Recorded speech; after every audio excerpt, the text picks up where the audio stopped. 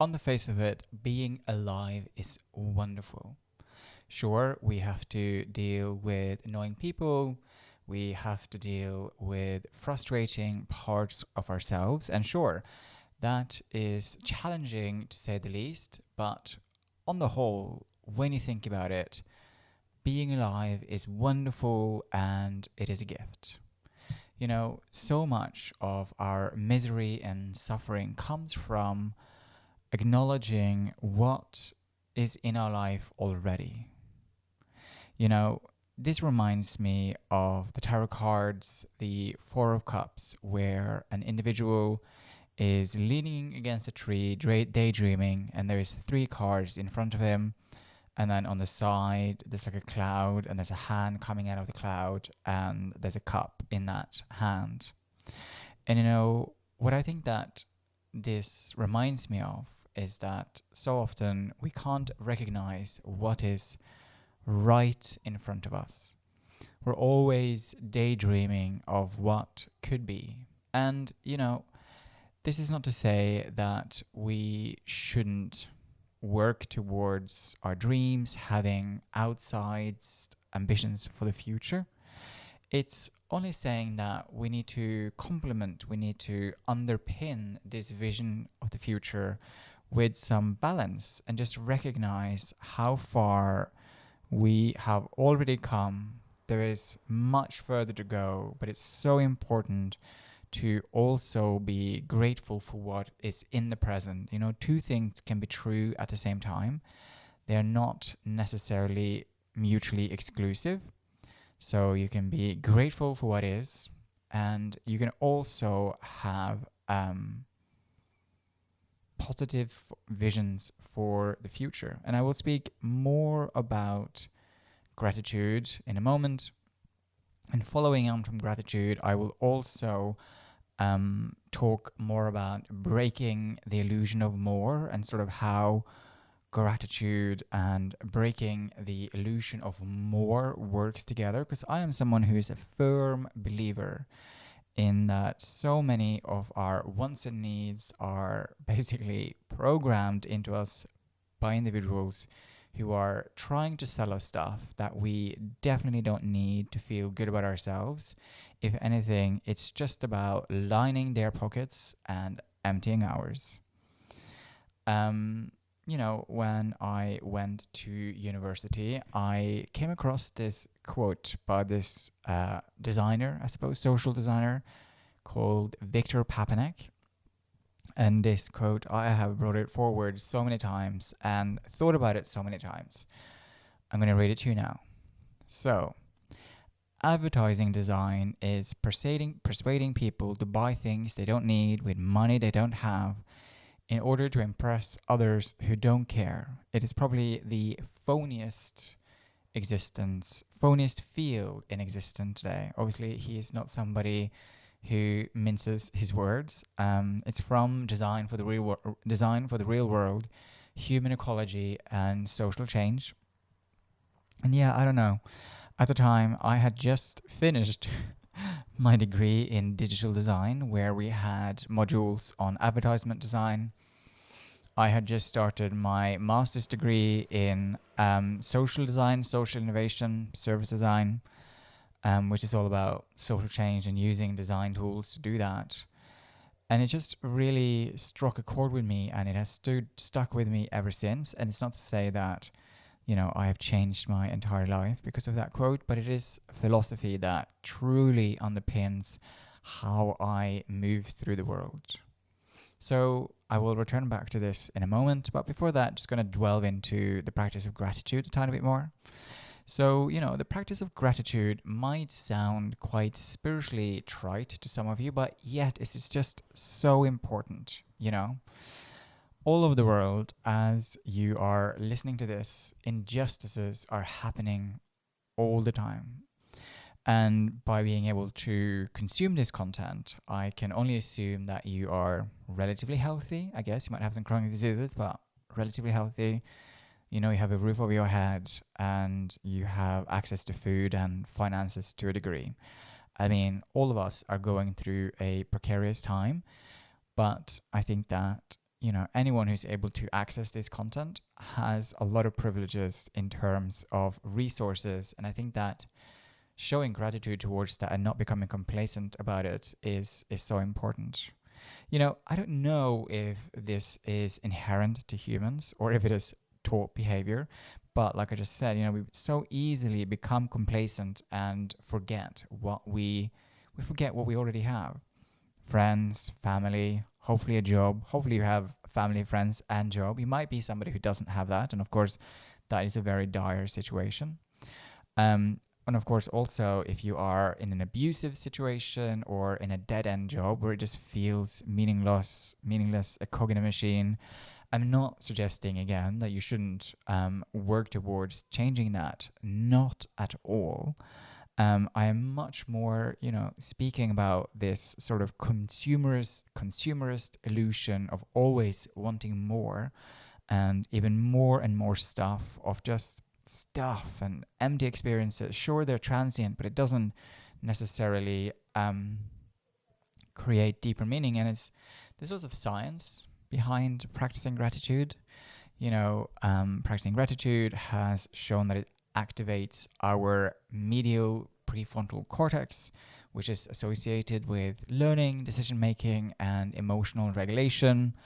Over time, practicing gratitude, showing gratitude, can rewire our neural pathways, making it easier to focus on the positive aspects of life, which I think is really important, and it reduces our negativity bias.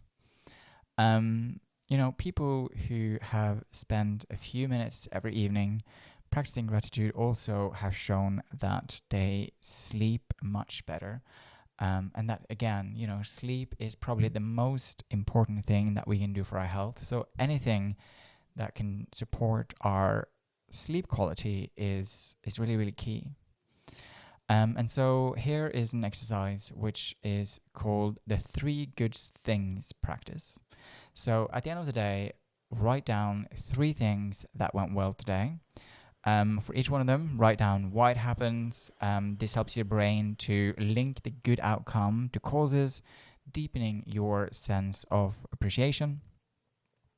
Reread it slowly, pausing to let yourself feel the gratitude before closing your journal. And this comes from Dr. Martin Seligman, who is also the sort of founding father of positive psychology. I think that all of his work is really, really important, and I'd highly recommend that you try this exercise. And then moving on to the illusion of more, I love this quote by Henry Thoreau. I'm not sure if I'm pronouncing that correctly. The soul grows by subtraction, not addition. And so, what can we take away to make ourselves even more expansive? It's not about more things or stuff. It's about deepening of what is already there. Tim Kasser, the author of The High Price of Materialism, says, I think I can think of no wiser financial investment than in self-knowledge. It is the path to freedom at many levels. By sorting through painful past experiences, irrational beliefs, and unacknowledged fear, people can become free of these chains and find healthier ways of coping rather than making money and consuming things. Again, it's about deepening our self-knowledge, and that is the most important financial decision that you can make. Obviously, a lot of people will argue that, but, it's good to be somewhat on the nose sometimes. And the thing is, I am a highly motivated person with big ambitions for my work. So I can't really say that there's anything wrong with striving for growth. At the same time, it's so important to investigate why, and to impress who.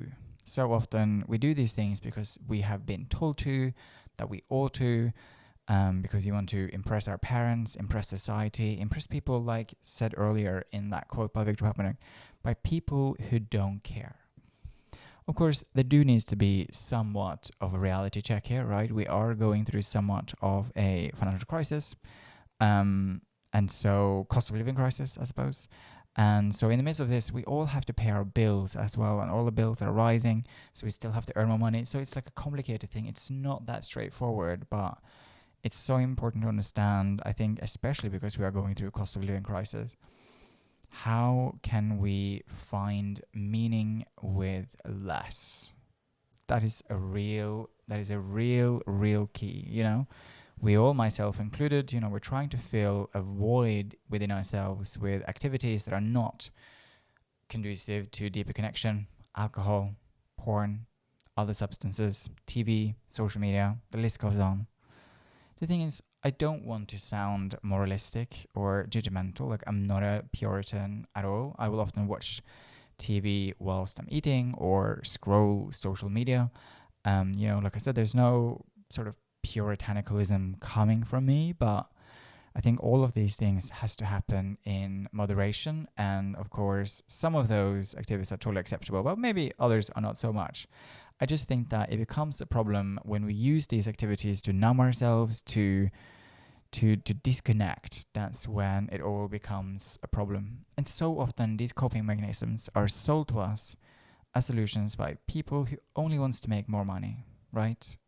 And take advantage of our human vulnerabilities.